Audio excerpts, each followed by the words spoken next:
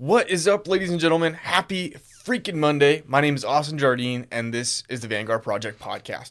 Man, I hope you all had a great weekend. I got back late Saturday night from the emergency medical treatment course down in Heber City with the guys at Fieldcraft. If you haven't, I would encourage you to take a second to poke around their website and see what training you could benefit from. Throughout the podcast, I've interviewed several folks from Fieldcraft, and they are all awesome people. They teach a couple different courses. I know that they've got pistol, carbine, the emergency med course, and I would encourage you to go see what benefit you could, or what training you could benefit from. The one that I took was just a couple hours long, and I feel like I walked away with a fundamental understanding of how to treat somebody on their worst day, right? With just a very basic understanding, right? Not any credentialing or anything like that, but really just an understanding of March, identifying wounds, how to find them, and really, it's kind of funny, really understanding the versatility and importance of a tourniquet. It's one of those things that I feel like I have personally taken for granted. But after that course, feel like you can do a whole hell of a lot with a tourniquet, and with a good quality tourniquet, which leads me to my next point. I will be on the hunt for some better ones, because I didn't really understand, some of the breaking points and how important it was, or the technology that has gone into some of the life-saving equipment. So I would encourage you, Fieldcraft's website, but I'm going to digress, because today's episode is going to be a lot of fun with Mr. Johnathan Griswold. He and I sat down a couple of weeks ago and recorded. He does a lot of really cool freelance art, or he did freelance art, and just recently got brought on to Black Rifle, and so I'm super excited to share his story. But as a refresher, this podcast really focuses on interviews, really sharing people's stories, and my end goal is growth through story and strength through community. And what I mean by that is I like to sit down with people to have them share their stories, to dive into their lives and understand how they got to where they're at, hopefully giving you some insights or ways of thinking to help push you forward, or potentially find a community to join in on.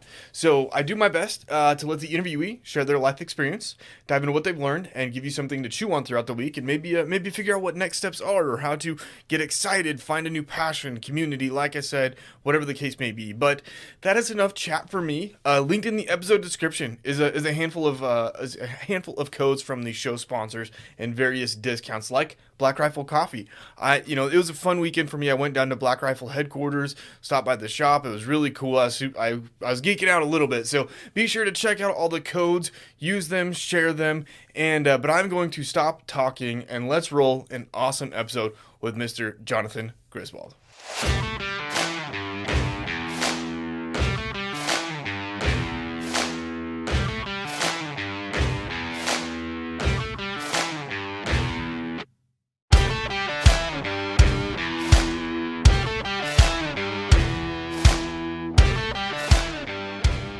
What is up, ladies and gentlemen? Welcome to the Vanguard Project. My name is Austin Jardine, and I'm super excited because today is, I think it's going to be a fun episode. Jonathan and I were talking a little bit, and I'm excited to hear all of the things that you're into, because I can kind of sympathize being a jack of all trades, like you were saying that your wife calls you, but I feel like you're probably better at being the jack of all of those trades than I am. So I'm excited to chat, man. How are you doing?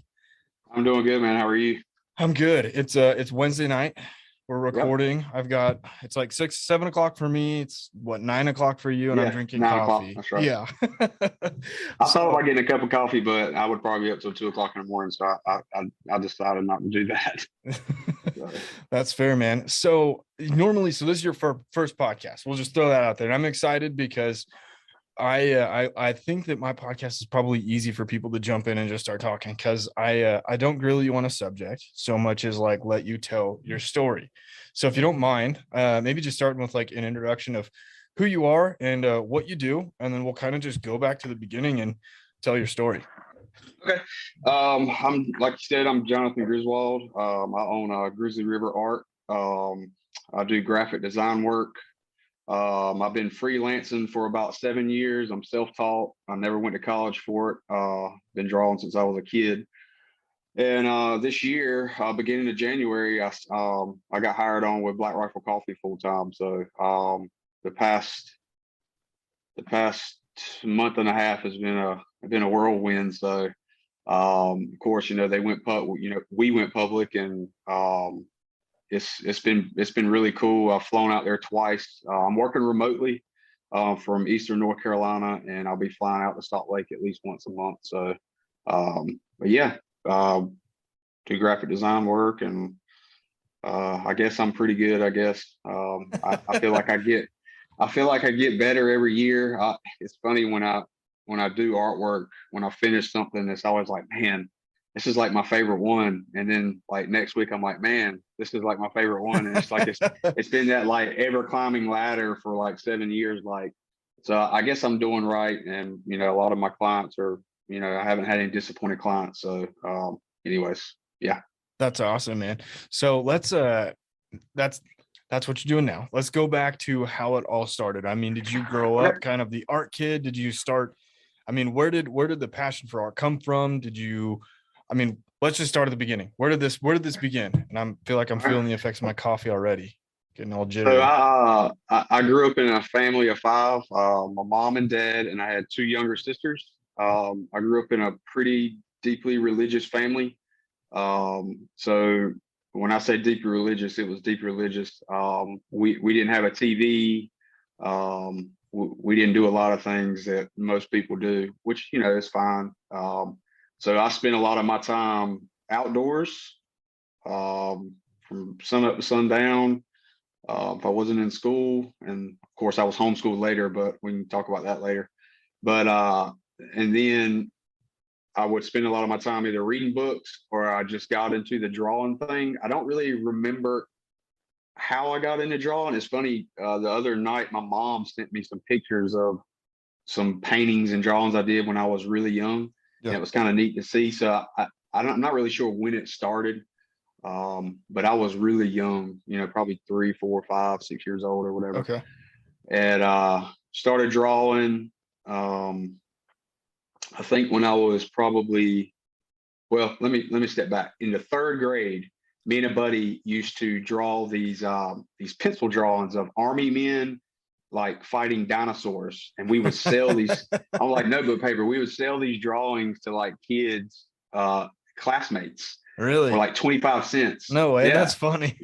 Yeah. And we used to take that like extra money and buy extra stuff in the cafeteria or whatever. I don't remember how much we made. I mean, I was probably 7 years old, 8 years old.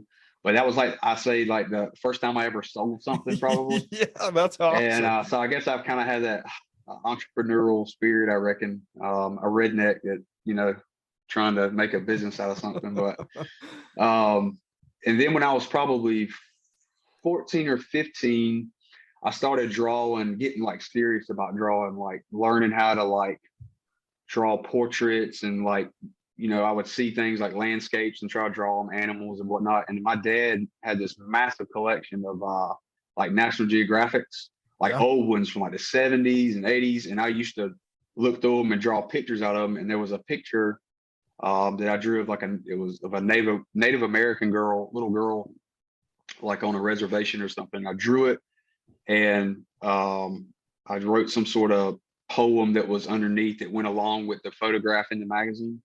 It was underneath of it. And I drew that, and I drew a bunch of other stuff like old mob bosses from like the 20s, like Prohibition era, like, their mug shots and all this stuff. Yeah.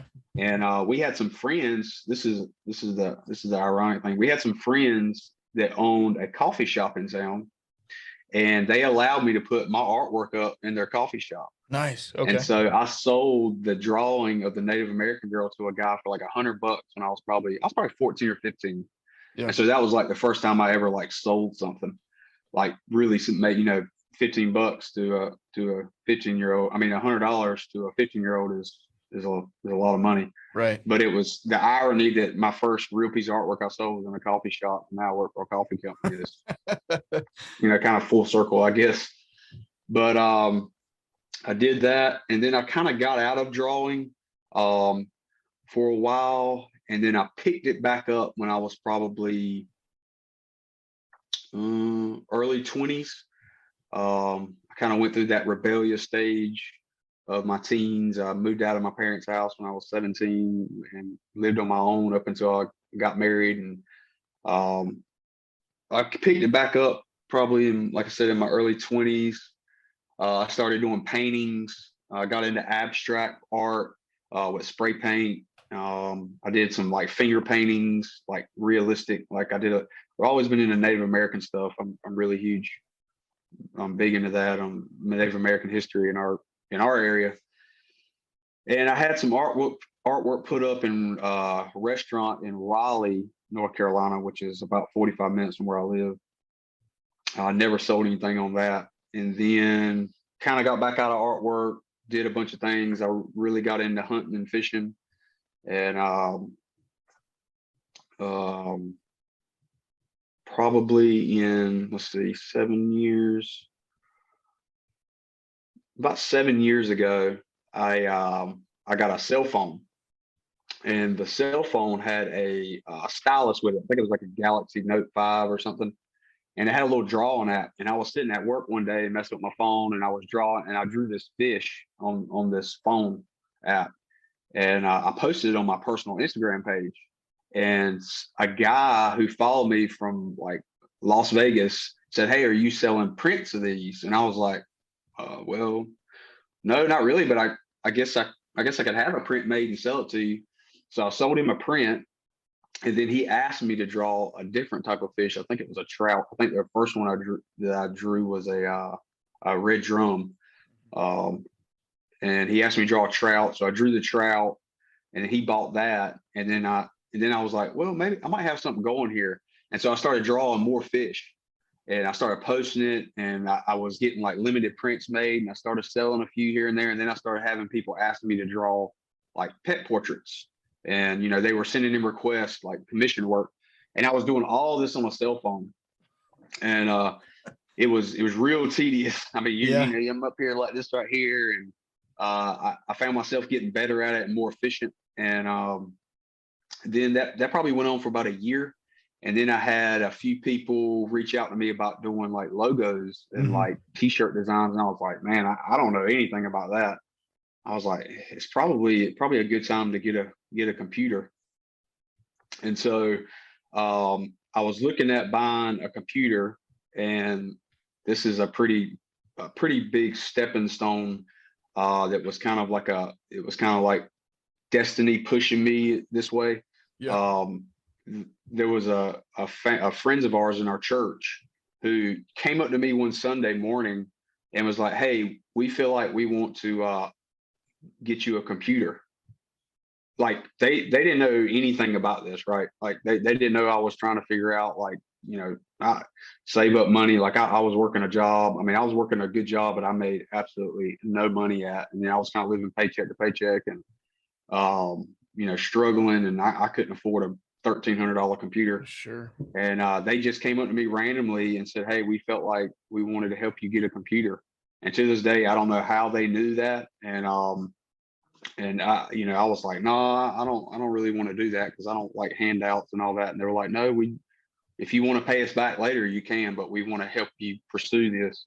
And so we went to Best Buy, and they bought me a computer. And I think a couple months later, I paid it off.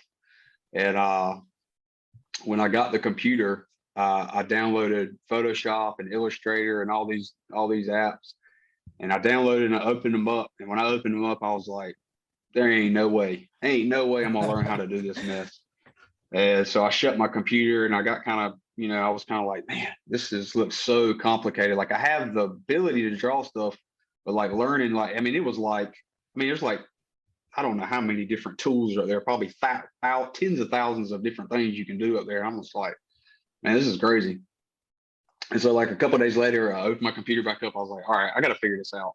So I opened old YouTube, went to YouTube University, and man, I stuck to my guns and I figured all that stuff out. And I started picking up clients here and there, and everything just kind of took off from there. So, Dude, that's a lot. I love it.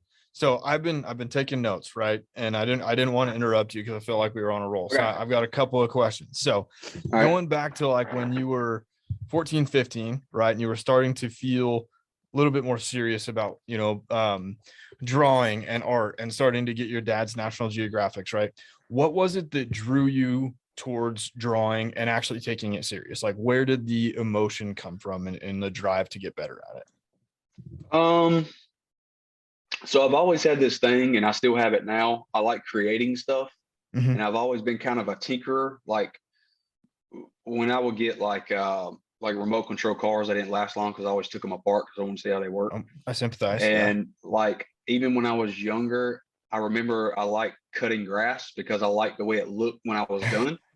And so, like, obviously, I didn't like doing it when it was 110 degrees outside and blazing hot North Carolina summer, but I always like doing things and then stepping back and looking at what I did and being like kind of proud of it. And like, seeing other people be like, like my parents, like, wow, that's really awesome. Like seeing their excitement and their son, doing something. Cause my dad is an artist. My dad was also an artist. He was a little different type. He did like comic stuff, but Oh, that's cool. when he was younger, but I think it was something that I was trying to probably create something and feel like I was doing something important, I guess, instead of just you know being outside all the time and riding bikes and like I don't think when I was young I ever I thought about making money. It was just something I enjoyed because I was creating something that other people liked. Yeah. And that's I would say that's probably about spot on of why I think it was probably just to maybe impress my parents more than anything. Yeah. I don't So know. what do you mean by that sense of importance, right? So I'm thinking, and I'm asking these questions kind of in the vein of if there's a kid out there or somebody out there that's like, man, like I love drawing, but like I'm trying to figure out where to go, and I have this sense of like drive and desire to push forward. What was that sense of importance for you? What did that feel like, and where did that come from? Well, I probably have the answer to that more so now that I'm older Hmm. and the people that I've had the opportunity to work with and the people that I work with is very humbling experience is this country. Here we go into politics. Oh Not getting into geez. politics. No, I'm just kidding. In this country, we have the ability to do whatever we want to do, right? Like it's it's on the edge, but as of right now, we can do what we want to do, basically. Yeah. And I think when you when you have something that you enjoy, you don't want to keep that thing to yourself, right? So when I was drawing, I wasn't like drawing stuff and like hiding it. Like I wanted to show the world. I want to show my parents. I want to see, their happiness on their faces and feeling that like those butterflies in your stomach when you finish and you show them and they're like, laughing and, showing other people too. And so it's like, I think it's like a community thing where you're giving back. You're using your abilities, God-given abilities to help your community, to be a part of this country. And I think that I've really figured that out as I've gotten older is that when I do artwork, yeah, it's fun and I do it and I'm making money, but I get online and I see people like, man, this is freaking awesome. Like, I love this shirt. This is like my favorite shirt. Or, man, I love these stickers. And they're reaching out like, man, I love your artwork.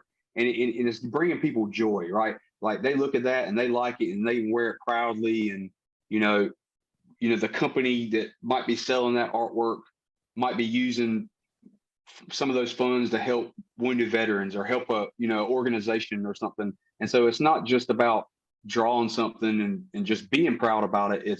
It's drawing and putting your abilities to good use, whether it's through yourself or it's for a company and they're doing it to help people. And I think probably I would say that's probably one of the most important things that I've learned is that this whole thing with artwork is much bigger than just a pen on an iPad or a print hanging on somebody's wall or somebody wearing a T-shirt.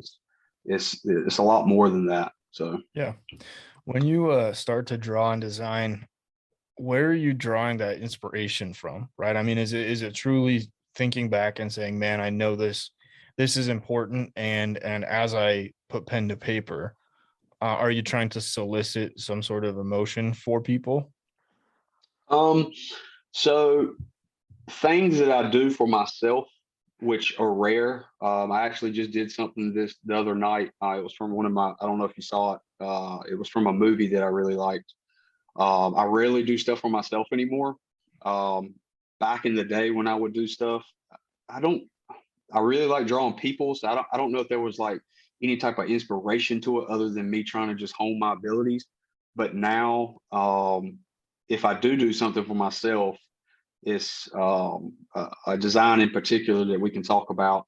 Um, yes, there's a reason behind it. Yeah. Sometimes it's just because I like it, and I that drawing, you can't see it, but there's two drawings I did this week. This is the first time I've ever framed artwork that I've done myself and put up in my house. Like Yeah. all the artwork in my house is other artists because I like supporting other artists. But getting back to what you were asking about inspiration, most of the stuff I do is for other people. Yeah. And so sometimes they'll ask me to do something they want in particular, and obviously they have asked that because they're inspired for something. It's supposed to, it's got some sort of purpose behind it.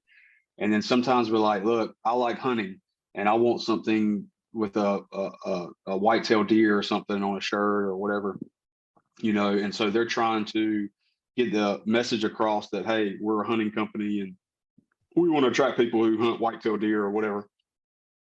But there's been some things that I've done this, for particular people that's got deep meanings to them. There's some things that I've done myself out of frustration that meant things.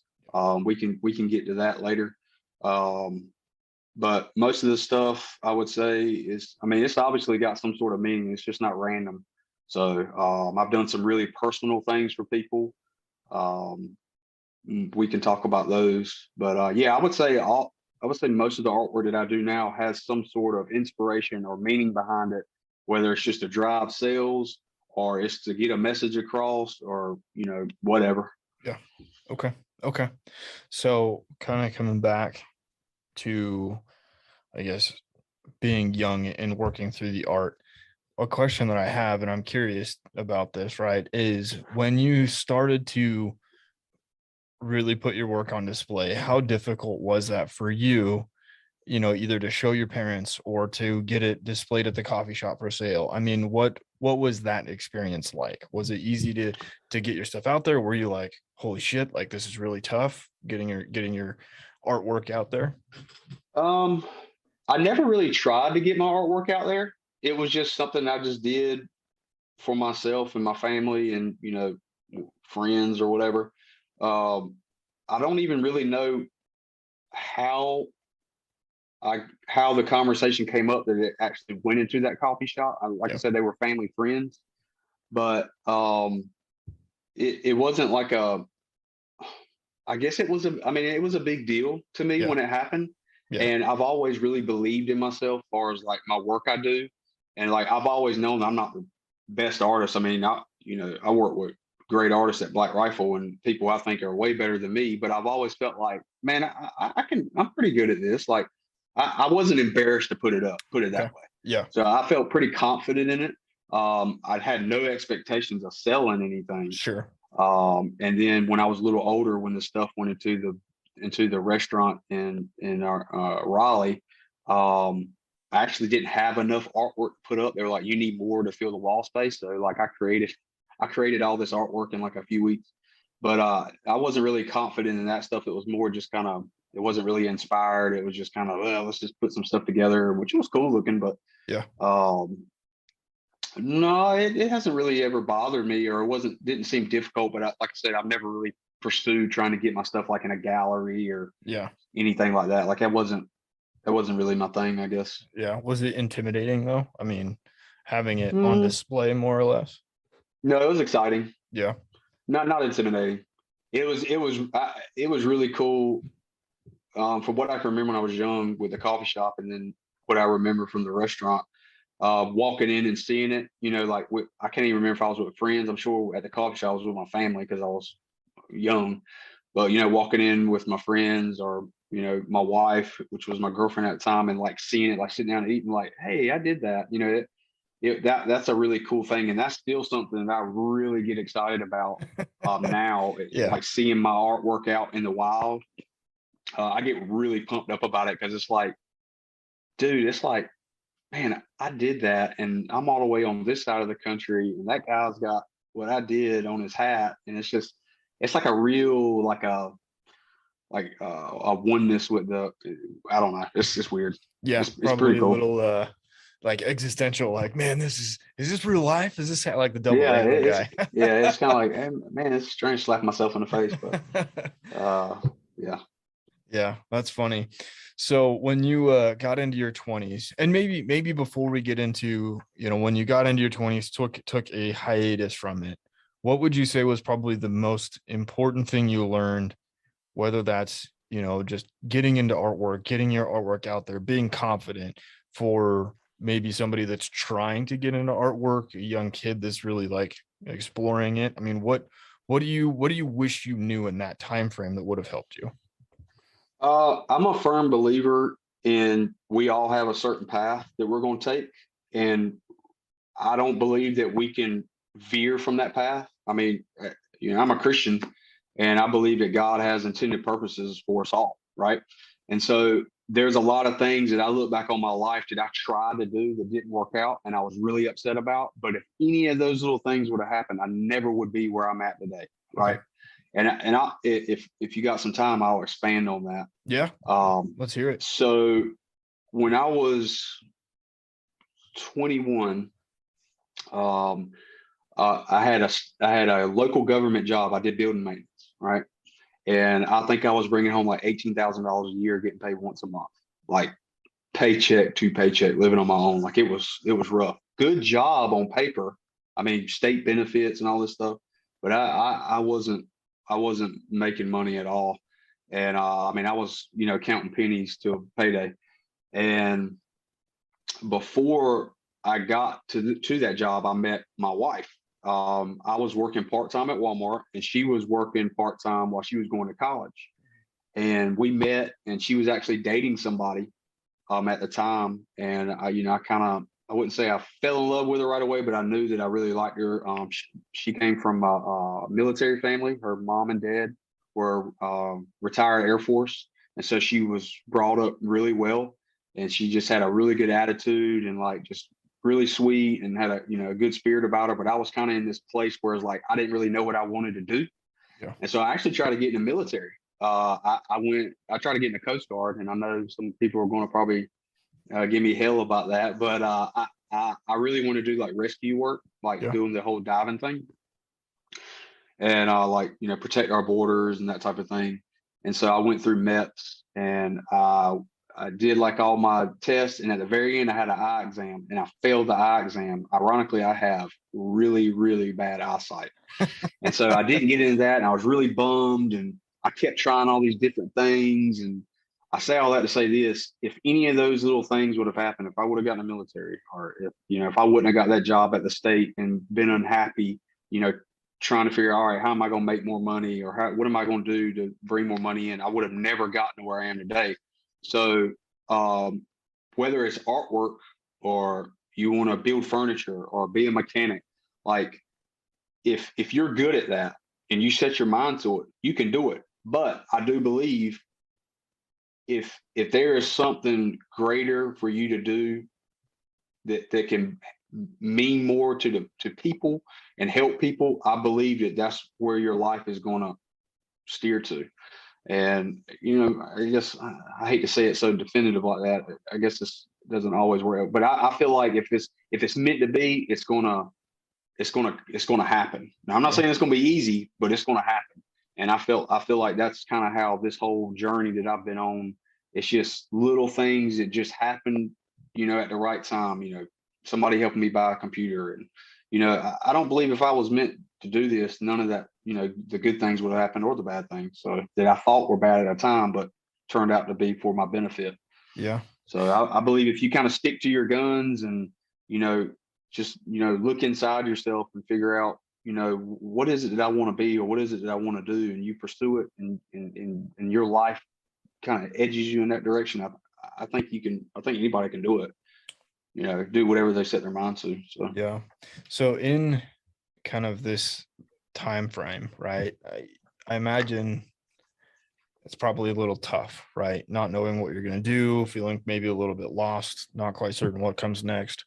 What tools did you have, or how did you continue moving forward? Because it's easy in situations like that to kind of just sit and not move forward.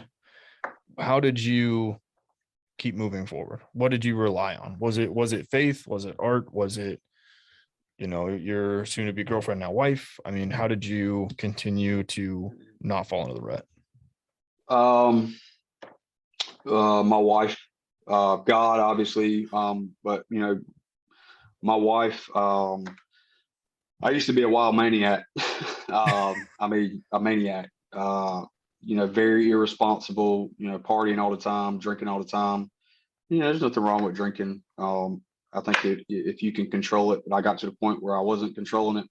And but my wife, like I said, she is an old soul, and she has really brought me back down to earth, and like given me like a purpose, like helped me find my purpose in life. Yeah. And she man, I don't know where I would be if I didn't have her. And I know a lot of people like, oh, you talk about your wife, but she's not just my wife, she's my best friend. And she's, we've been together for, I think this year will be 15 years. Yeah. And I might be wrong about that. We won't tell her. Yeah, she'll get on me when she hears this. But she's always been real rock solid. She has 2 degrees. She's worked really hard at her career, and she really straightened me out. Yep. Yeah. So this might be personal, like a super personal question, but we can differ as needed. When it comes down to her helping you find your purpose, right? Well, how did you, did you ask for help with that? How did she help you find that? Was she pretty straight and narrow with you? And again, kind of asking in the same vein of, if somebody out there listening that's like, man, like, dude, Jonathan, like, I don't know what my purpose is, and my wife is here, or my husband or my friend is here. How can I ask them to help me, or how can they help me based off of your experience? Now, don't get me wrong, I wasn't ever like bad to her. Like I've always treated her like my dad taught me, you treat a woman with respect. And I've never, it's never done anything intentionally to harm her. And just the way I was, she just, she didn't drink or party or anything like that, and she just handled it. But I would say probably her continual love for me, probably, and like being able to overlook my faults as a man, and seeing the potential that I had, the drive that I had outside of the irresponsibilities that I had. Sure. Was probably her strong point in helping me. And I'm always I'm a pretty emotional guy, and I don't like hurting people. Like I have no enemies, like whatsoever. Like I'm friends with everybody. Like I can talk to anybody on the street. I don't necessarily care for the public that much, but my dad said, look, when I was young, if she's somebody broken down on the side of the road, you go and help them. Right. Yeah. So I think the thought of me disappointing her was one of the things that helped me get on the right track too. Cause I didn't want to make her upset. And because if I made her upset, I was going to be extremely depressed or upset, mad or at myself or whatever. So I got to the point where I was tired of upsetting her. And, it wasn't like I was going off and doing, heroin or something, but it's just kind of like, not taking care of my finances and, just blowing money on stupid stuff and, not being a grown up.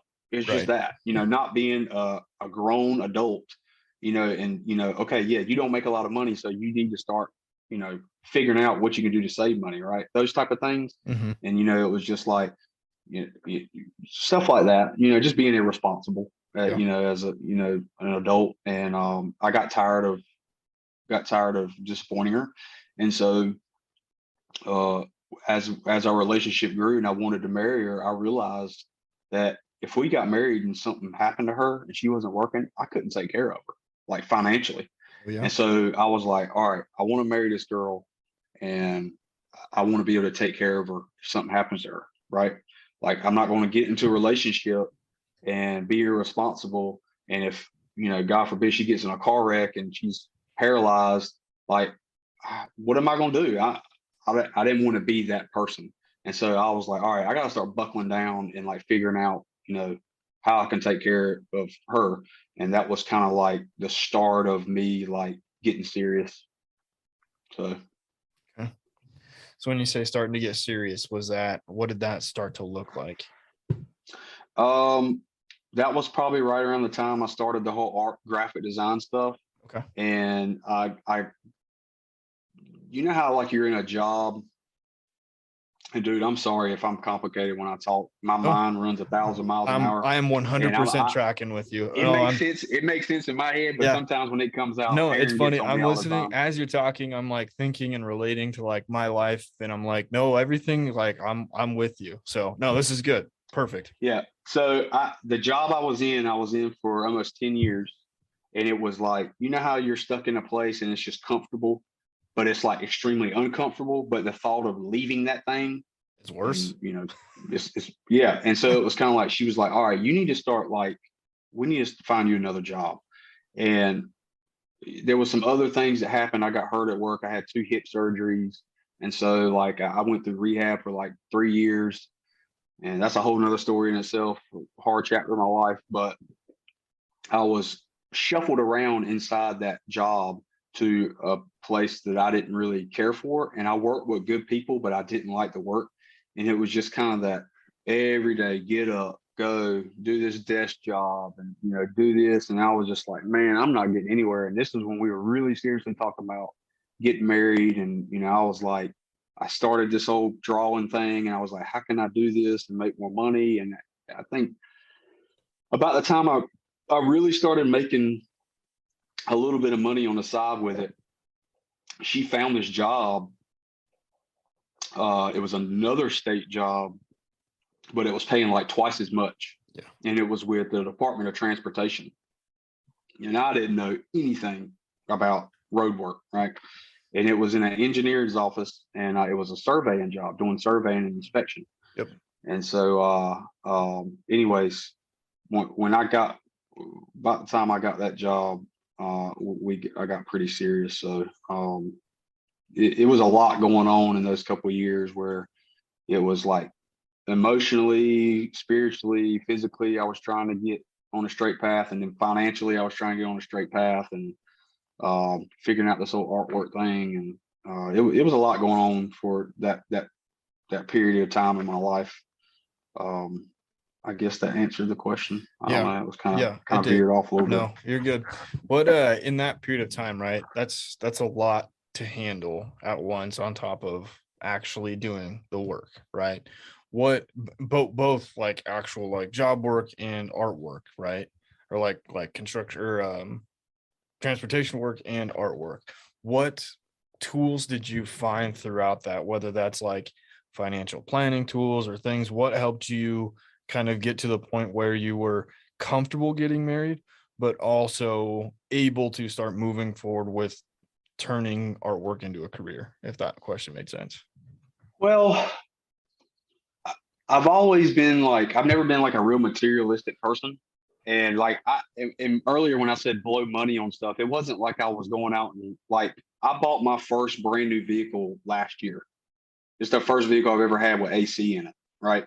So it's not like I'm going out and like blowing money, but like, you have to understand the amount of money I was making. I couldn't blow $20. Right. Sure. Like, I mean, I was paying rent and phone bill and gas and food. And, it was like, I didn't have enough money to even like live hardly. I'm living on $18,000 a year, bringing home $1,000 a month.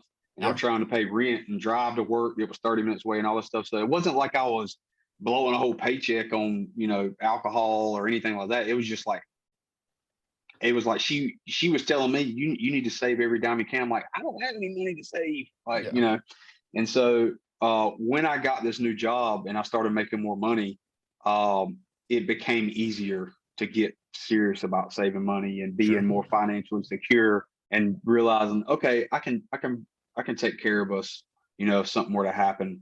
And with the artwork stuff at that time, I was making okay side money. I mean, it wasn't anything crazy or anything, but she made really good money. She was doing physical therapy at a outpatient clinic, and she made pretty good money. And so we got to the point where we were like, yeah, I mean, we would do okay. I mean, we could get by and have money left over. So um, it I think to me it was kind of two parts to the thing. It was I didn't have money and I was embarrassed, right? Because as a man, we feel like we're supposed to be the breadwinner, and she was making like three times what I was making or whatever, and I was like, man, I don't want her to take care of me. I want to be able to take care of her. And it's not that I think she's any lesser of me, man. She's way smarter than me, right? Like Right. she's smart as a whip. I'm dumb as a rock, right? And so like I knew when we started dating, she was way above my pay grade, Right. in the fact that she's just, anyways. Yeah. But it was just kind of a mental thing that I was battling too, like, and so I was at that point. I was like, man, I want to be able to, I don't want to be that guy, that husband who's like wife takes care of him, and it's not like a sexist thing. I don't want anybody to think that. It's just how it is. I mean, you're a man, like It's a you pride want to thing. be the protector, right? Right. You want to be able to protect your family, and protection also includes financial protection. Mm-hmm. And along with if a bad guy walks in, put him on the ground. But so when I got that job and I started doing the artwork a little bit, I got pretty confident in the fact, like, okay, we can do this. So yeah. Okay. Okay. So let's talk then about like I guess really the blossoming of the artwork into profession, right? I mean, what was the first step into really saying I'm going to do this as a job? I mean, how did that progression start?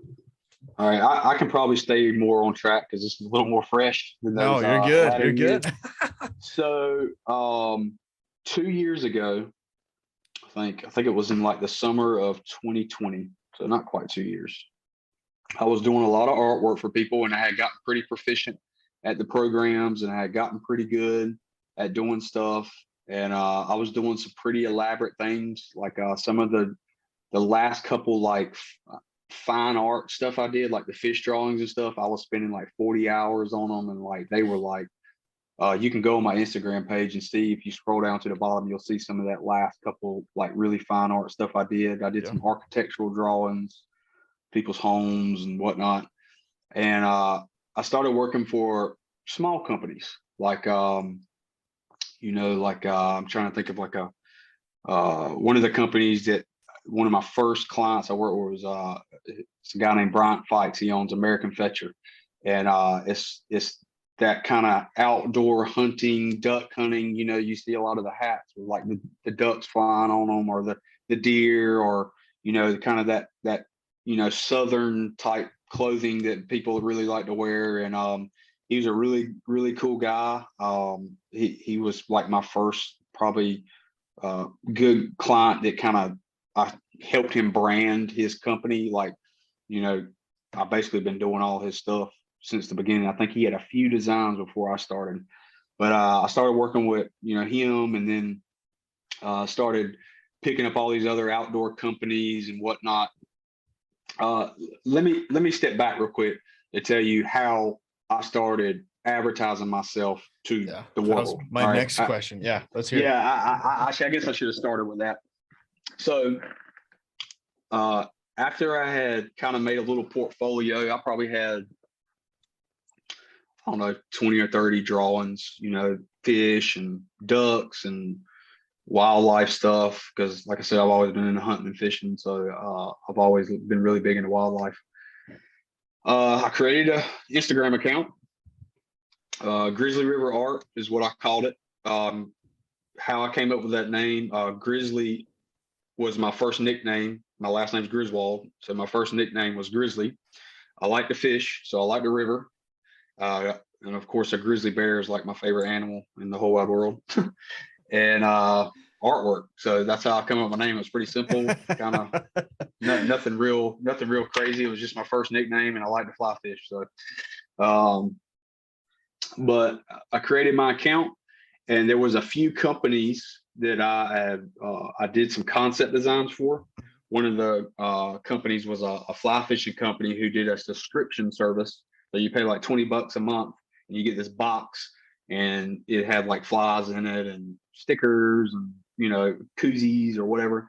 And so I did this drawing, and I posted it, and I tagged them. I think I emailed them too, and I was like, "Hey, look, y'all can have this drawing if y'all want to use it for a sticker." And I put my Instagram handle on the sticker. And so they're like, yeah, hey, we'll put it in our next month's subscription box. So I was like, awesome. So I gave them a design for free advertisement. So I don't know how many people, I would say at least a couple thousand. They're a pretty big fly fishing company. About a month later, I got a box in the mail, and I had my sticker in it with my Instagram handle, and I picked up some followers off that. And I kind of did that with a few other companies. Some of them didn't work out, some of them did. So that's kind of how I got started on the whole Instagram world. And anyways, I just kept posting stuff and trying to pick up followers and using hashtags and all this stuff. And then slowly people started kind of reaching out to me like, hey, can you draw this? Or hey, can you do that? And so that was kind of a real slow process.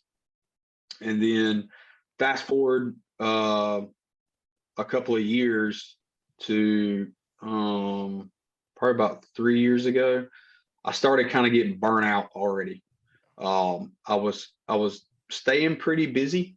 I had slow times and really fast times, but I was getting burnt out on the nickel and diamond and the hey, I want you to do this, and hey, I want you to do that, and then you never hear nothing. You spend 2 days emailing back and forth, and then somebody back out, and I just got really burnt out with it. And I'm all about helping people start a business, but it's like, man, I was like getting so stressed out, like I was, spending all this time doing stuff, and people were backing out, and it was just all this back and forth. Like, I mean, I wasn't charging much. I was charging like $75 to do like a shirt design, right?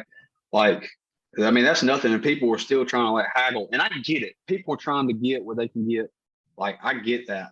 And, more power to them. But I got to the point I was just like, man, I can't do this. I gotta figure something out. So that was kind of the whole, there's like two parts to this story. So that was kind of the first half. And then the next part is kind of where I make the turn to where I'm at now. So yeah.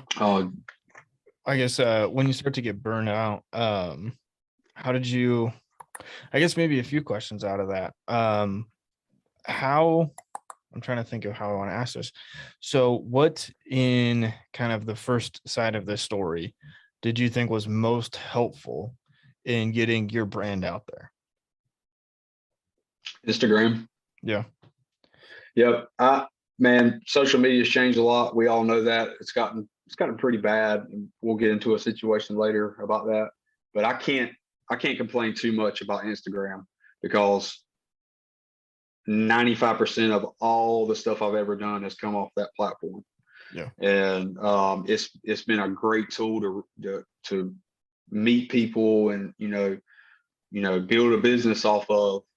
And I hate seeing how it's going. It's so sad. But I can't bash it too bad because if it weren't for Instagram, I probably wouldn't be here. I mean, I probably I don't want to say that because I probably could have maybe found a way. But like I tried doing it on Facebook. I got so sick of Facebook. Like I had Facebook when I was in college. Yeah. I did take a few college courses, not for artwork, but for something else after I finished high school. But like that you had to have a college email to get on when I had it. And I tried. I don't know. I hate Facebook. Yeah. But Instagram was awesome because it worked great for artwork because artwork's a picture, right? So I could just post a picture and leave a little caption on it and then, whatever. But Instagram definitely propelled my business major. So. Okay. What was the best strategy you used, and maybe as a secret that you used that helped the most, kind of in the vein of using Instagram? Realizing that I had a lot to learn. I wasn't the best, and realizing that I was going to have to pay in the beginning to make money in the end, right? That I was going to have to grind it out in the beginning to get my name out there, knowing that if I worked hard enough, I could build up a big enough client portfolio list that one day a company would pick me up. That was like my strategy. Okay. Is that I would start small and work big, right? I remember standing in the living room in our old house right after we got married. I told my wife I had read an article about a graphic designer. I don't even know who it was, or an artist, and they talked about landing a whale. And it was like, if you ever land that whale, what I mean is like a good sized company, like a whale, like a Walmart or a Bass Pro Shops. That once you land that, then you're kind of hooked in, because companies like that usually try to retain. If they like your work, they're going to try to retain you. Sure. Right. And they're going to keep coming back to the whale, the dip from. And so I was like, man, if I could just like work hard and work with these small companies, maybe I can do enough stuff to get noticed by somebody. Yeah. Right. And Instagram gives you that ability to be noticed. Yep. Right. If the right person sees it at the right time, and I keep saying we'll talk about that. A lot of this stuff that I keep bringing up is all happened a little farther down the road. Right. But that was like my thing in the beginning. Like I felt like I was confident enough to know that I can make that happen if I worked hard enough.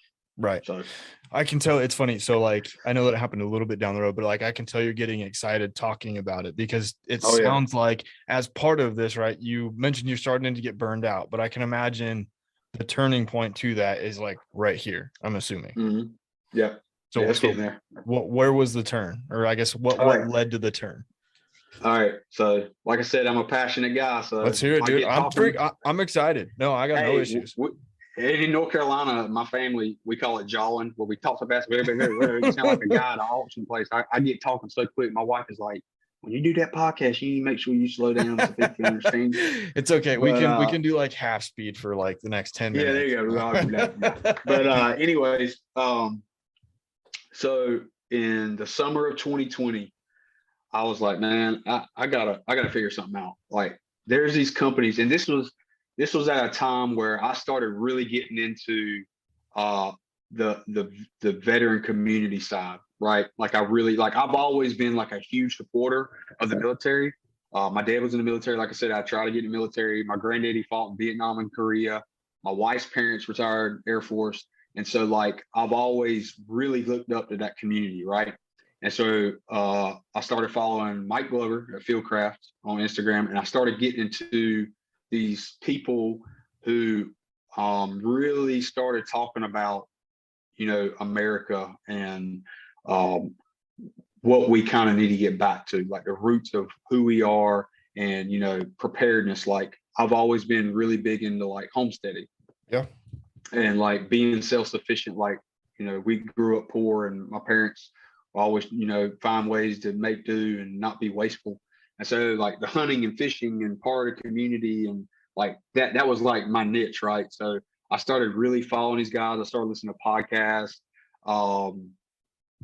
Mike Glover, Andrew Arabito, Half Face Blades, Black Rifle Coffee, Evan Hafer, Brian Bishop, like all these guys I started finding out about, and I started following them and all this stuff. And so in the summer of 2020, after I had been following these guys for a while and some of these companies, I was like, man, I would love to do some artwork for these guys. And at this point, I was really like confident in being able to kind of accomplish anything that somebody asked me. Sure. The first couple of years, I was like, I don't know how to do it, but I can figure it out. Right. So now I've gotten really efficient in the programs to do what I need to do. And so I was like, all right, I'm gonna bite the bullet. So I sat down and I picked out a few companies and people that I wanted to do work for. And I sat down and I started drawing concept designs. And I remember my wife was like, are those designs for people, or are you just drawing stuff? Like, she's like, you need to be doing stuff, making money, And I was like, I know. I was like, let's just let me do this. Let's see where it goes. Right. And so I did like a concept design for Fieldcraft. I did a concept design for Black Rifle. I did a concept design for Andrew at Half Face Blades, and I did a concept design for I think two other people, or maybe it was one other person. Anyways, and I just posted them on Instagram and just tagged them in it. Right, that's all I did. And so by that was in the summer. By that fall, Austin Lester, you know him from I Fieldcraft. just interviewed him. Yeah. Really? Yeah. Yeah. So he reached out to me from Fieldcraft and was like, dude, you know, what do you think about doing some stuff for us? And I was like, all right, let's do it. So we did a design. I can't remember if it was something I came up with or he did, or anyways, we worked on some stuff. And then Andrew reached out to me from Half Face. He's like, hey, got some stuff, let's do it. Right. And then Black Rifle was a little slower, right?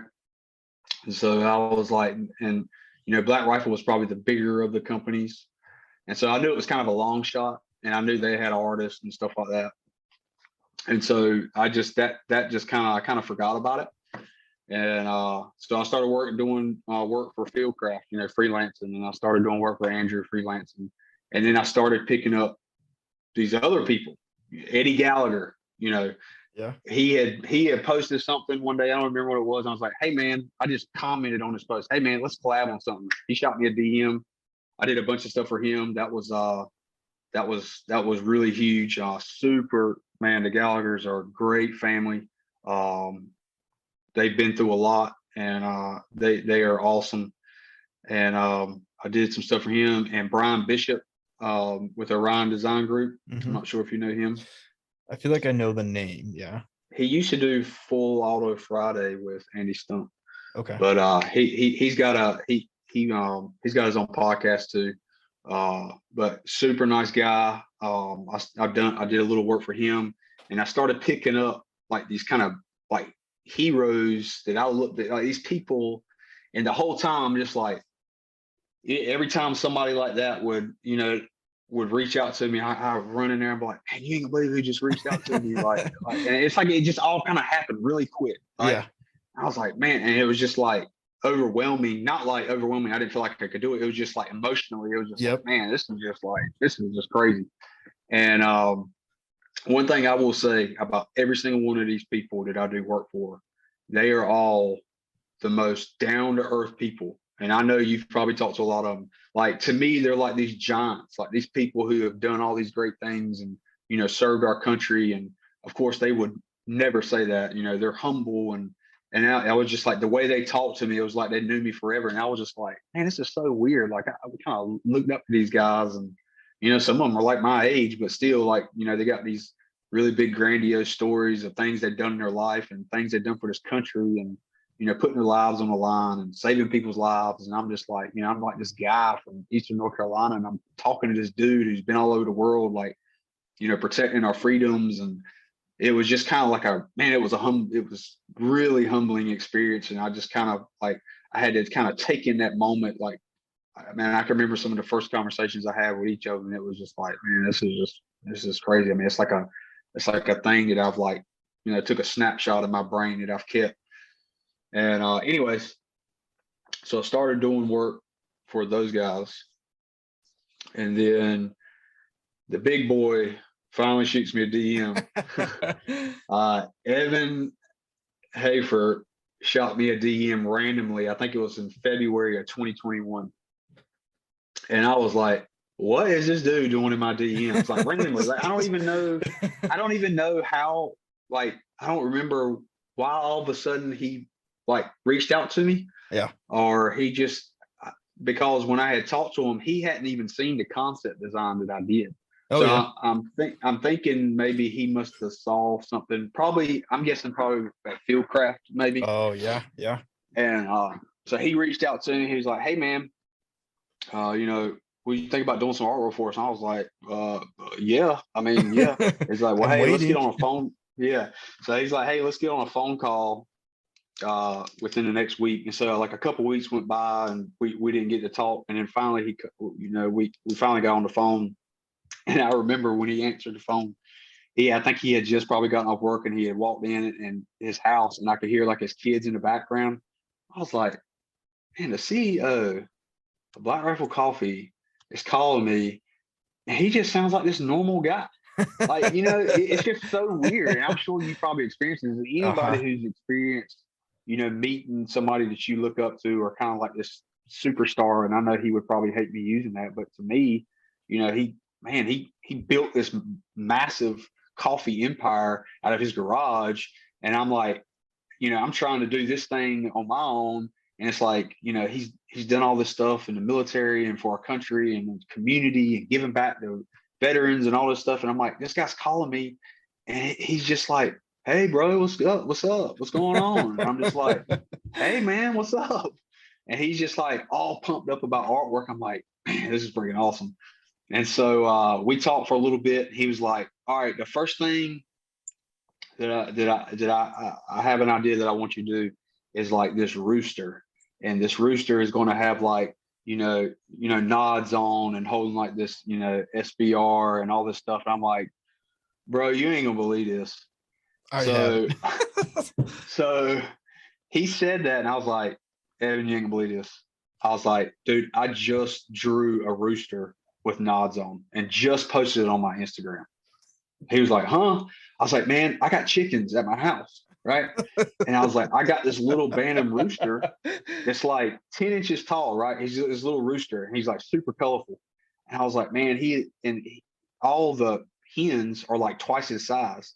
And he's like, he walks around like, he's the man. And like he jumps up on them and he's breeding them or whatever. They're like running and he's like riding on the back of them or whatever. But he's got, he's at the top of the pecking order. And so I drew this rooster that was after the one that I had with these nods on. And I was like, I put like top of the pecking order or something. It was just really goofy drawing. Yeah. And then here is Evan like asking me the first thing he wants to do is a rooster with nods on. I was like, man, if that's not confirmation on destiny, yeah, like I don't know what is. I mean, it's just so. I mean, it's so random and so. You know how like our artwork is. You know how Evan's mind is. Like the stuff is so random and so far out there, and that's like how Black Rifle's gotten so popular because they're so outside the norm.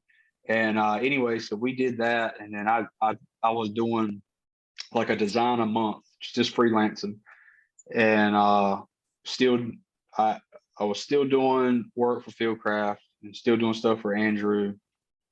And of course, Andrew has multiple companies. He has, Half Face Blades, and he's got We Kill Bad Dudes. And I was doing a lot of stuff for We Kill Bad Dudes. That was like the main thing. Yeah. And of course, I was picking up some other big names, like I said, Eddie Gallagher. And so by the summer, this was all like end of 2020, beginning of 2021. Nuts. Like, and so by the, go ahead, what were you going to say? Oh, I was just thinking like, that's nuts, right? Like, it's been less than a year and like I haven't met about 6 months. Yeah, a lot of like I know of all of these people, right? And it's like that's like you made it, like I agree with you, right? Like those are like in my world, right? Like me spending an hour with somebody is like that's precious time, and it's like being able to get a hold of some of these people is just like, it feels otherworldly. So like being able to sit down with them and I guess have them hire you within 6 months of each other, like, I don't know, that to me, that just like, that's super cool. It blows my mind. Right. So yeah, and that goes back, like I was saying, like if it's meant to be, it's going to happen, right? Like it's going to happen. And like the whole time this was all happening, I never forgot about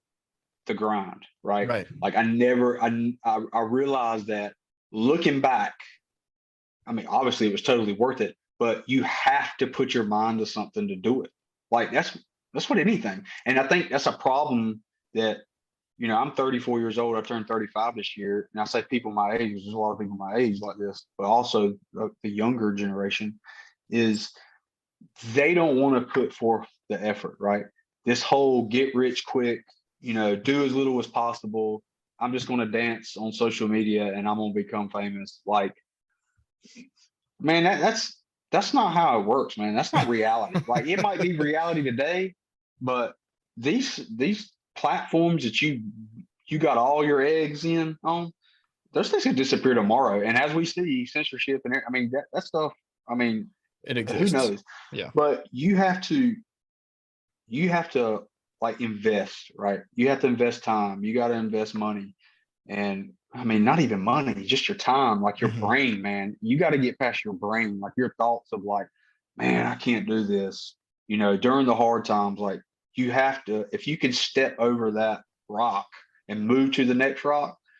And you know, any of these guys or girls that I do work for, they would tell you the same thing. Like their stories, you know, military career or, you know, growing up, you know, a multi-million-dollar business, it's the same process, right? It's the same thing. You know, it might be, it looks different, but at some point, each person, including myself and you, we all had to say, okay, I'm either going to do this, I'm either going to take this next step, or I'm just like done, right? And so the people who are prosperous and the people who've, done a lot and who's created big things, they're the ones who said, okay, I'm going to take the next step. And I know sometimes it just don't work out, unforeseen things, but the people who took every step the whole way, even if that thing failed, whether it was your house caught on fire or your business caught on fire, it wasn't something that was in your control. It was something out of your control, right? You couldn't control that thing. And that goes back to saying, like, I believe you can do basically anything you put your mind to, but like it's a grind, man. It's not easy.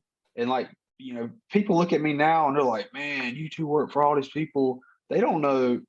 It wasn't like the stuff was just dumped in my lap. Right. Like, man, I mean, you know, I live paycheck to paycheck. You know what I'm saying? Like I had to make that decision and grind it out and do free artwork and, you know, give away stuff and, you know, whatever. But it's, man, some people get it easy. I mean, I get it. Some people are born with silver spoon. They just, I mean, it happens, but the 99%, it don't happen that way. Yeah. So, yeah. But now you're working for all of these cool people doing some wicked awesome stuff. Yep. And so this went on for 2021. And so in probably the summer and fall of last year, I got to the point where I was working full time too. Now this whole time, right? And so the beginning of when I started these guys up until I quit my job at the beginning of the year and went with Black Rifle full time, I was working from 7:30 in the morning at my job till 4 o'clock. I was getting home and 5:30, 6 o'clock, I was behind my computer drawing and creating stuff until midnight, 1 o'clock in the morning, every single day. Every single day, working 15, 16, 17 hours. And, you know, and it wasn't like, you know, there was sometimes it's like, man, I do not feel like doing this. Like, I do not feel like doing it. I'm tired. I'm worn out. But a lot of times my wife would have to basically drag me to bed because, dude, I love doing artwork. Yeah. And I get so engrossed in it. Like I'll look up, I mean, I'll be sitting in a chair. I'll be freaking sweating, man. I'm like drawing like where I'm so pumped up and I'll look up and I'm like, oh my gosh, freaking 12:30 already. I'm like, what in the world? I got to get up. And I'm just like, and I'm like a sticker for like finishing stuff. Like I got to get to like the ending. And so like, that's like one of my downfalls. That's something that this year has been a learning process already is, you know, working for a company like Black Rifle, I got to slow down a little bit. And that was something Evan told me when he called me and gave me the job offer was you're going to have to slow down a little bit. And I think he probably knew that I work fast. Yeah. Cause I'm just like, bam, bam, bam. Cause I'm excited, man. I'm ready to see that stuff. Like I'm ready to get this done and it looks good and they love it. And I'm ready to see this stuff on a product like a shirt. Cause I want to buy it, man. Wear it. Yeah. And, but anyway, so by the summer, I closed, taking on commissions. Like I wasn't advertising anymore. After I picked those guys up, I quit advertising. I wasn't like trying to pick up work. I was getting like a lot of random DMs. You know how like in your DMs and Instagram, you have like people you don't follow goes in that separate thing. Yep. And I was getting all this stuff and I got to the point I wasn't even replying to them because, you know, it was the same old stuff I was getting burnt out with a lot of times. And it was just, man, I mean, I was getting multiple ones a day, people asking for stuff. And so then I was, you know, also getting some pretty big name people asking for stuff. And I got to the point I was turning down a lot of money, right? and I was, like I said, I was still working full time. And so by the end of the summer, I realized I was starting to lose money working full time. Right. And I was losing money because I just didn't have enough time. And we had something else in the mix. We had a baby on the way. Right. And so we found out we were pregnant at the beginning of the year, and our boy was due to be born in November. And I knew when he came that I could not keep doing what I was doing. Yeah. Like working 15, I would have been in the hospital. Like it was just impossible. And so me and my wife sat down and we started talking about what I could do to go into freelancing full time. Right. And it was a scary thought because I had a really solid career with the state. Like I love my job there. Like I really love the people I work with. I like the work. I got to work, outdoors and indoors.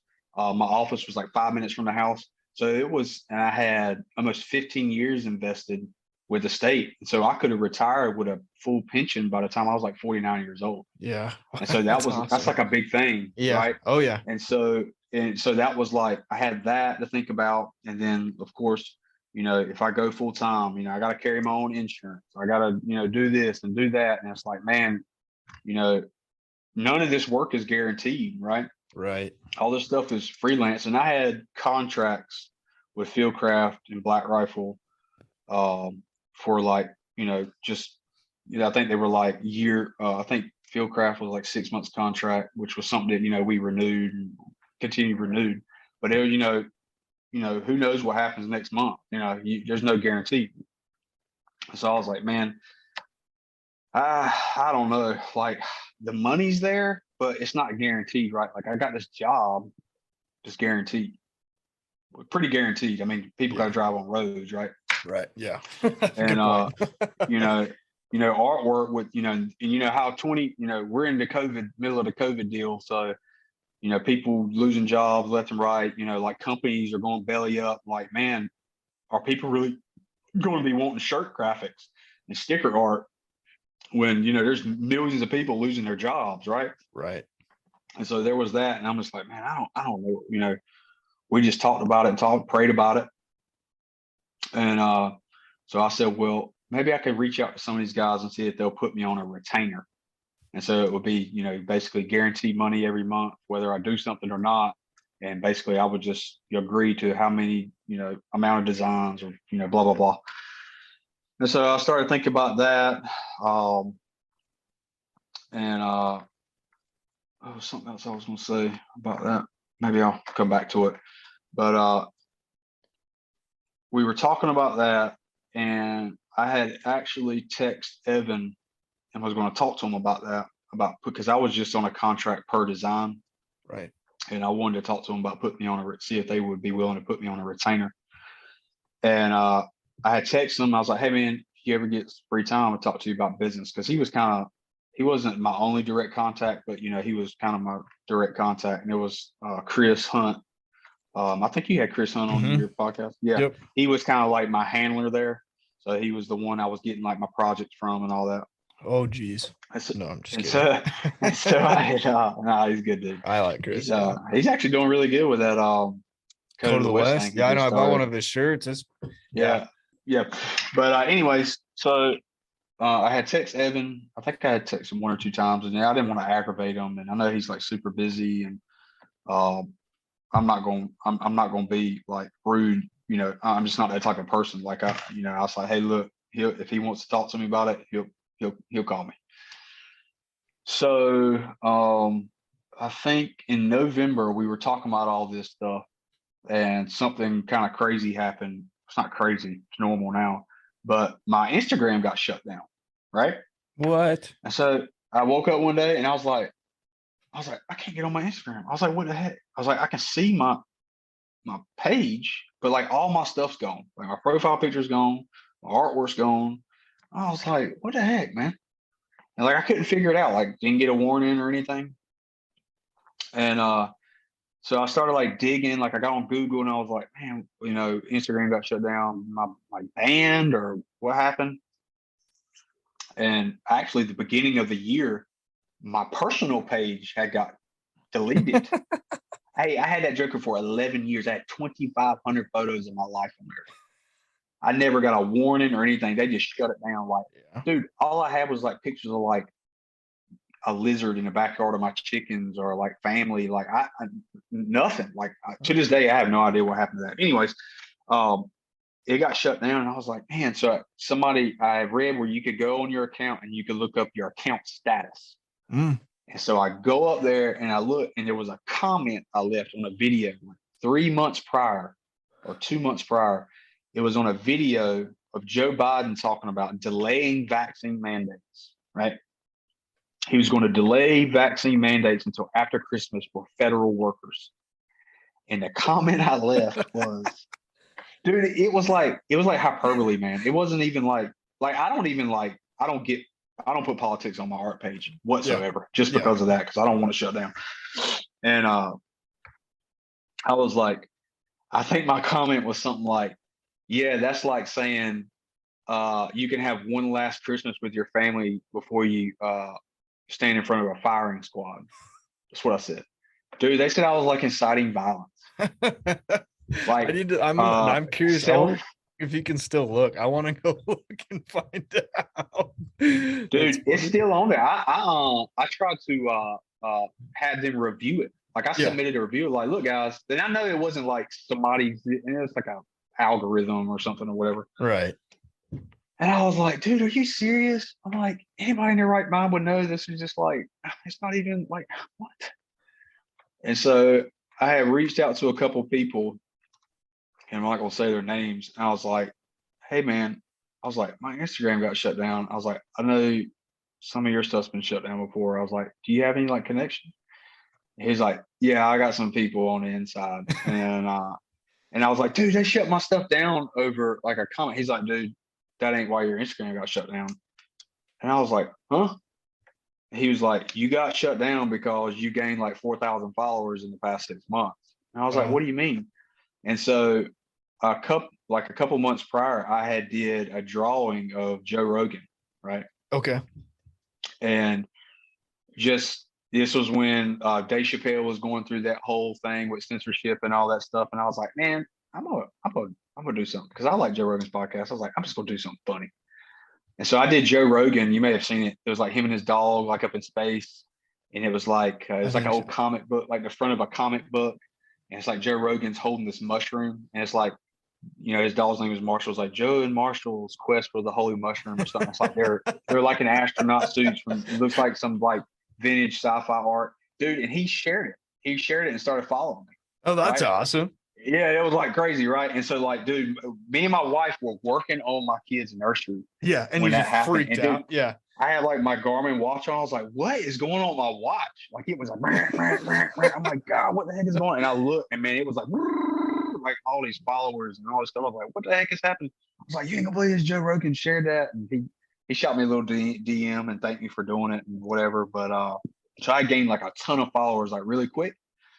And so the person I reached out to said that more than likely somebody has seen your page, doesn't like the content, and so they're like spam reporting your page, and that's probably why you got shut down, or why your page got looked at.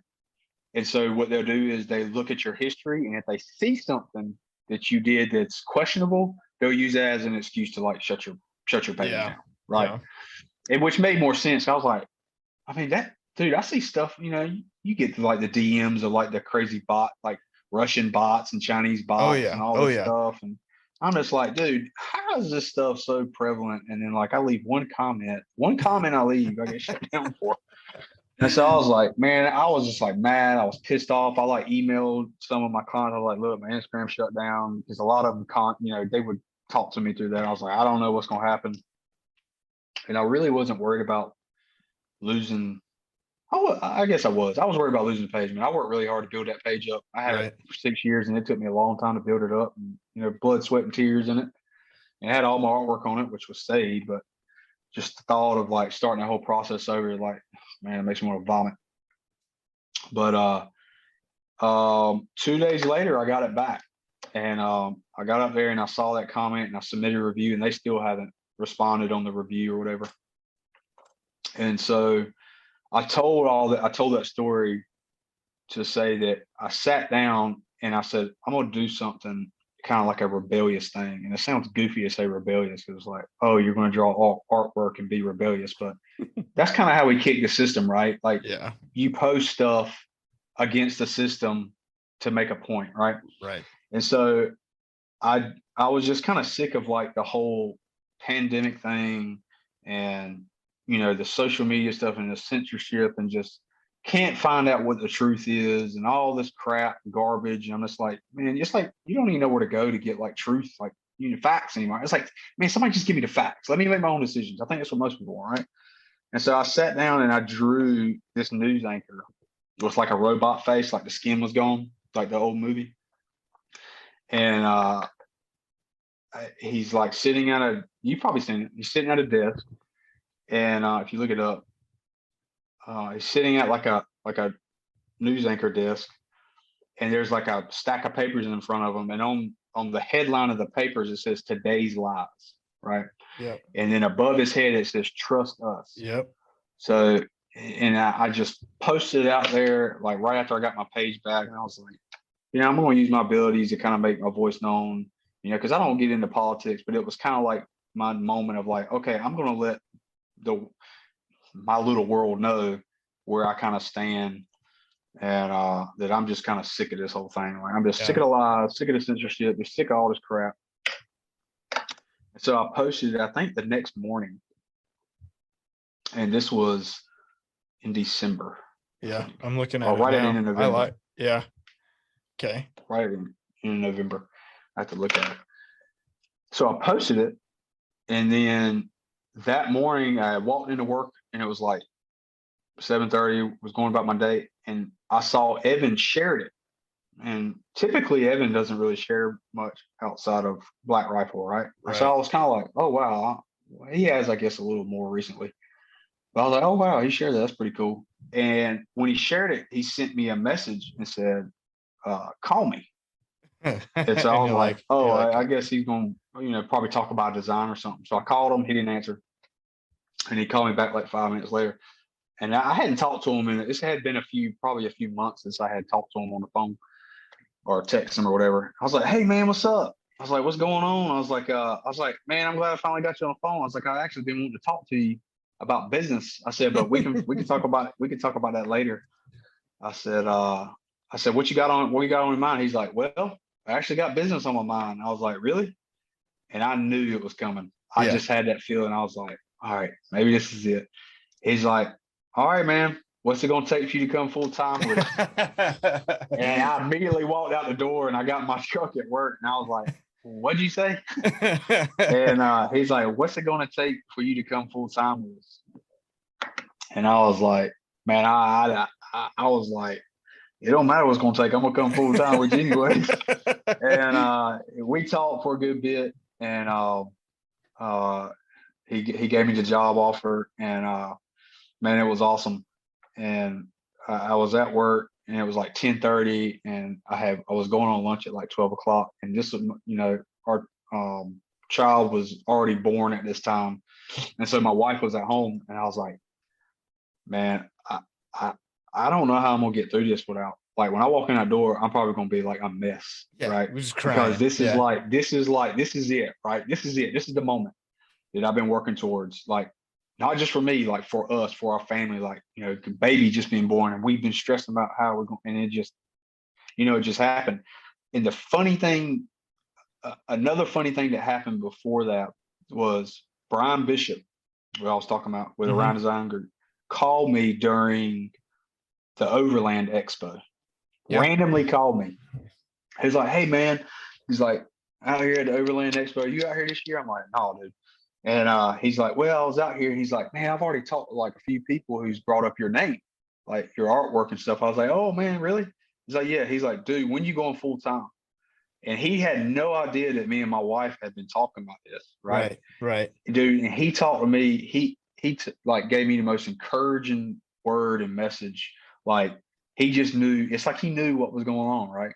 And he was like, dude, you gotta jump out of that airplane, man. You gotta, you know, you gotta quit being scared. Like, you have the ability, you got the client list, you can do it. And it was just like, man, it was just like a big thing. Like it gave me a lot of encouragement, and I wanted to say that. And I don't know if he'll ever listen to it. I'm actually supposed to do a podcast with him next time I fly to Salt Lake. But that was like, man, that was a real big thing to me. Like real encouraging, and just really blew me away because he had no idea we were talking about all this stuff. But anyways, I wanted to say that, put that out there. So thank you, Brian, for those words of encouragement. But so anyways, I got home, and man, I ain't gonna lie, man, I broke down. Like I was like, you ain't gonna believe this. I was like, they would just call me and offer me a full-time position.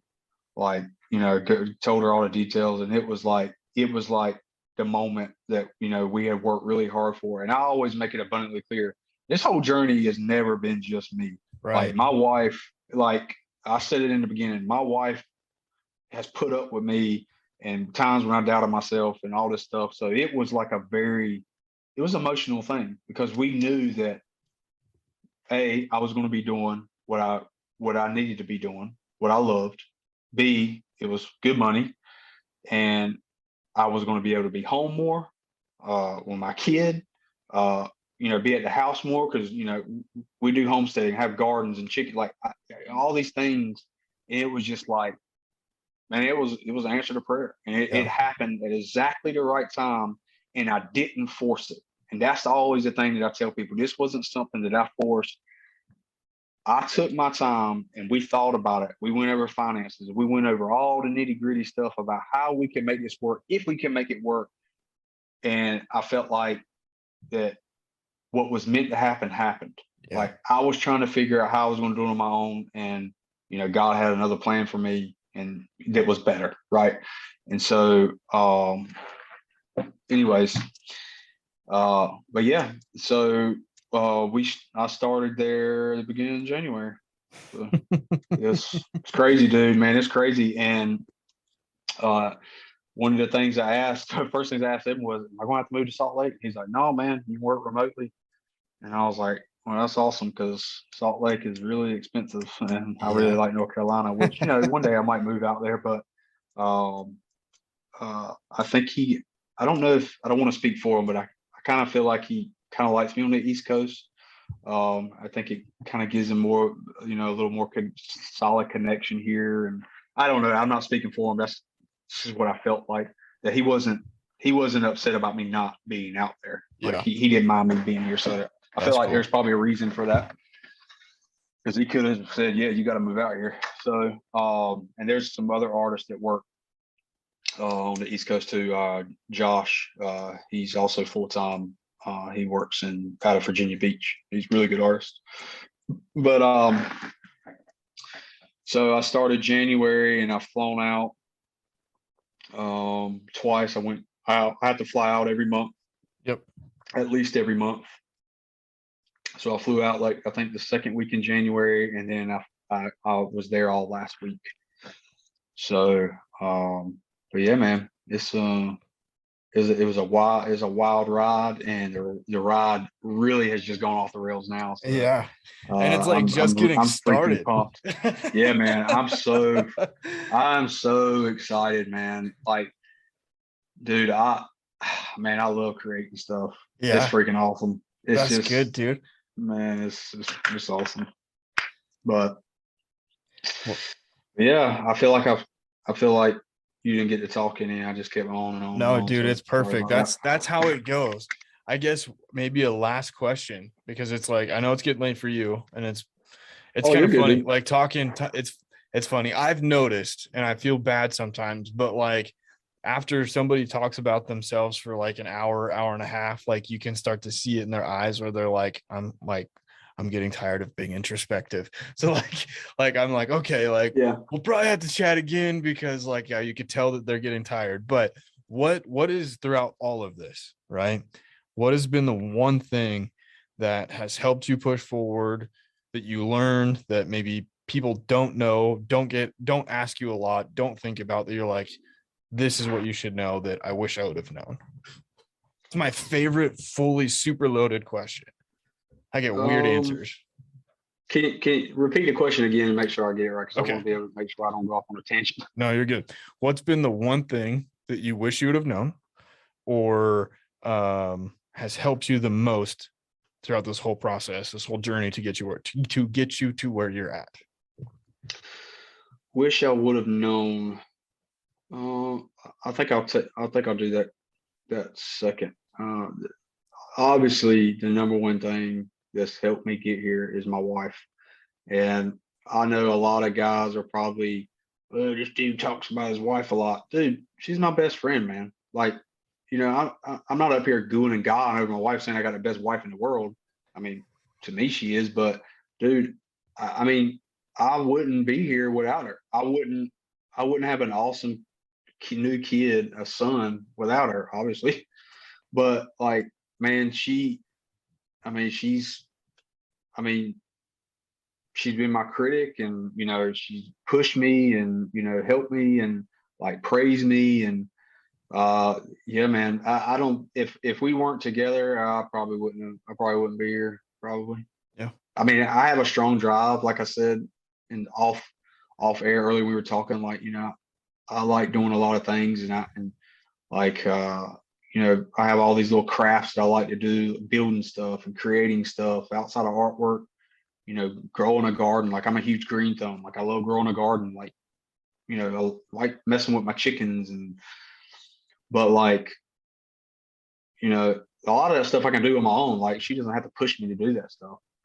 But like this, I mean, it's a huge undertaking in the beginning. Like, Yeah. the whole journey was huge, right? Because it's like, man, it's like anything. You have really hard times, you have really high, good times, highs and lows, highs and lows, highs and lows. And I mean, she helped me get through all that stuff. She was there in the good and the bad. And I really don't think I could have done it without her, probably. It's she and it was fun to do it with her. It was fun for her to, us to be on this journey together. Because she's an artist too. I mean, she did art in school, and she really likes it. Some of the stuff I do, she says, "Gosh, that's really morbid." Some of the stuff I do. Andrew's always been one of my favorite clients because he always gives me like really fun stuff to do. Yeah, it's really graphic and gory sometimes, but like, I like it because it's outside the norm, and I get to like polish my skills and try new things. I'm like, oh, look, here's a blown off terrorist arm holding a cell phone. And, and it's like, she's like, gosh, that looks terrible. And I'm like, hey, it was fun to draw. It looks awesome. It looks real. But she's always been very supportive of the stuff I've done.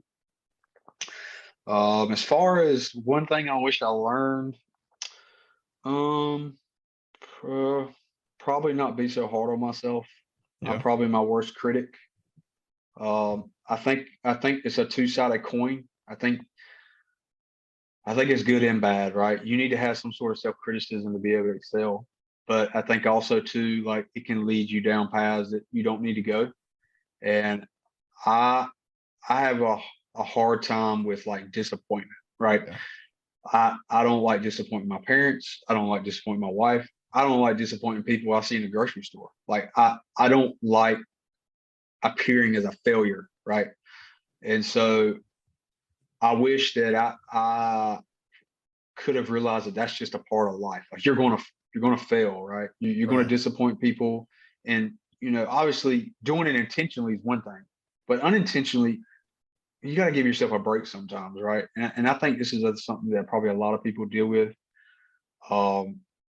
I've gotten better at it. I still have issues with it, but I made a lot of bad decisions in my life. We all have, but like letting those failures like stay in your past and learning from them, and not like dwelling on them, and just like, look, okay, I messed up there. Let's not make the same mistake, right?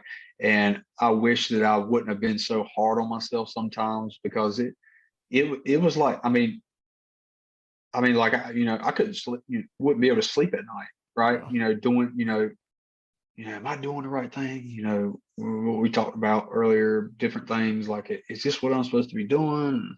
Like, I can't get this. And I did this, and I messed up, and I'm wasting my time, and, making myself sick and having anxiety and all this stuff. Like, I wish I could have changed that. I wish I just would have said, look, hey, this is just part of the process, and you know, learning from those hard times and mistakes, and you know, it would have been more of a learning experience, which it has, since I've matured. But in the beginning, it was that I would say, yeah, I wish I wouldn't have been so hard on myself sometimes, because it led me to be probably an unpleasant person to be around, angry, snappy, got an attitude, and just getting mad, ill at people, like taking out on my wife or my parents, or whatever, like stuff, when it was really just really Sure, nothing, really. Yeah, that's fair. That's fair. Cool, man. Well, I appreciate you taking the time. This was Yeah, fun. dude. Jonathan, thanks again for taking the time, man. I enjoyed chatting. I know that I've hit you up a couple times since we talked, and I'm looking forward to chatting again, hopefully sometime soon. But that is enough chat for me. Today's episode is brought to you by Black Rifle Coffee. Like I said, I stopped down at the headquarters, picked up several other bags. I bought a lot of coffee this weekend, and I'm currently sipping on Blackbeard's Delight. So if you are in the market for some new coffee, maybe a subscription, be sure to use code Vanguard for 20% off, which is nuts, including a subscription on Black Rifle's website. Code Vanguard, 20% off. It's nuts. But I'm going to stop talking. I hope you all have a wonderful week, and we will catch you next time.